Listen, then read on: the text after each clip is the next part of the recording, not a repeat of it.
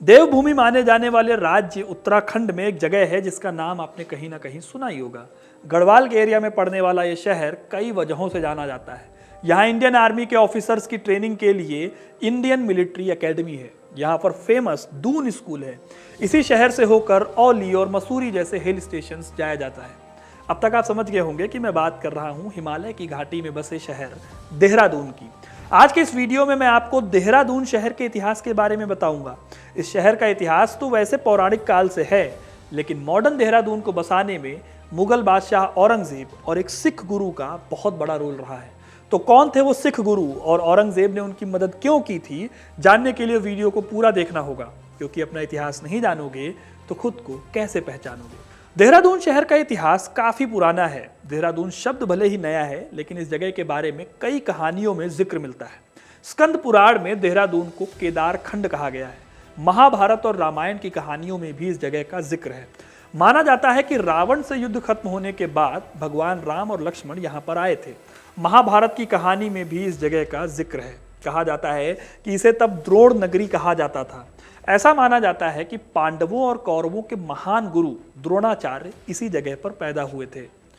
देहरादून में जब आर्कियोलॉजिस्ट की खुदाई हुई तो यहाँ पर कई मंदिर और मूर्तियां मिली, जिन्हें रामायण और महाभारत से जोड़कर देखा जाता है। ये भी कहा जाता है कि ये खंडहर 2000 साल पुराने हैं। देहरादून के आसपास ऋषिकेश और चक्राता जैसी जगहें हैं, उन्हें भी महाभारत की कहानी में देखा जाता है। अब ये तो हो गई महाभारत और रामायण काल की बात। आगे आने वाले टाइम में भी इस जगह को कई नामों से जाना जाने लगा। प्राचीन भारत में 7वीं सदी में इस जगह को सुधनगर के नाम से जाना जाता था। 7वीं सदी में कन्नौज के शासक हर्षवर्धन के काल में चीनी यात्री वेनसांग आए थे। उन्होंने इस जगह को सुधनगर नाम से मेंशन किया है। अब वेनसांग ने देहरादून को सुधनगर कहा क्यों? तो देहरादून से करीब 50 किलोमीटर दूर एक जगह है कालसी। इस जगह पर एक अभिलेख मिलता है जिसे कालसी का अभिलेख कहा जाता है। इस अभिलेख में इस जगह का नाम सुधनगर के रूप में मिलता है। और इस अभिलेख से एक और बात पता चलती है। इस अभिलेख से ये पता चलता है कि देहरादून, जिसे तब सुधनगर के नाम से जाना जाता था, वहां पर मौर्य वंश का शासन भी होता था। जी हाँ, कालसी का यह अभिलेख किसी और का नहीं बल्कि मौर्य सम्राट अशोक का अभिलेख है।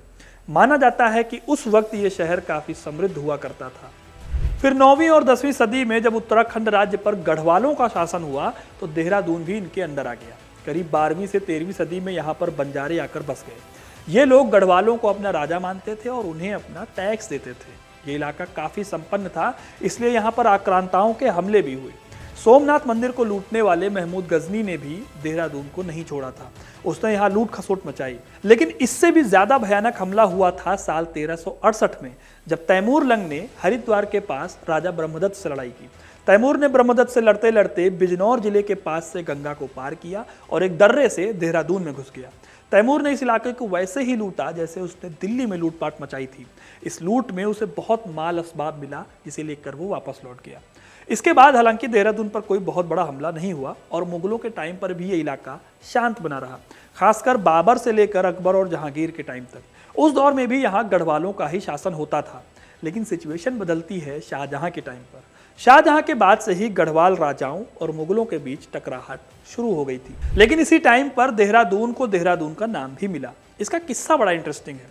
दरअसल गढ़वाल के राजा थे फतेह शाह। वो बहुत प्रतापी राजा थे और छत्रपति शिवाजी महाराज भी उनसे प्रभावित थे।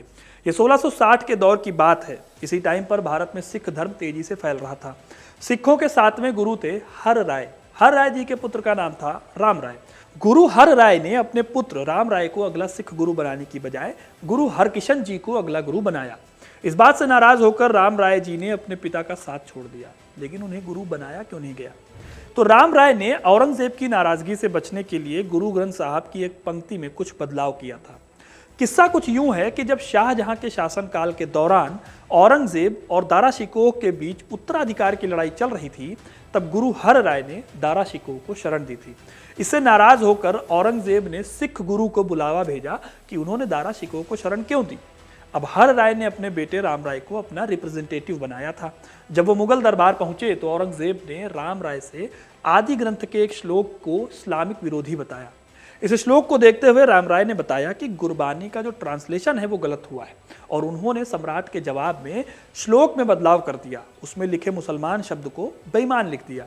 इस बात का पता जब हर राय को चला तो उन्होंने राम राय को सिख समुदाय से निकाल दिया। इसके बाद राम राय अपने शिष्यों को लेकर गढ़वाल रियासत की तरफ आए।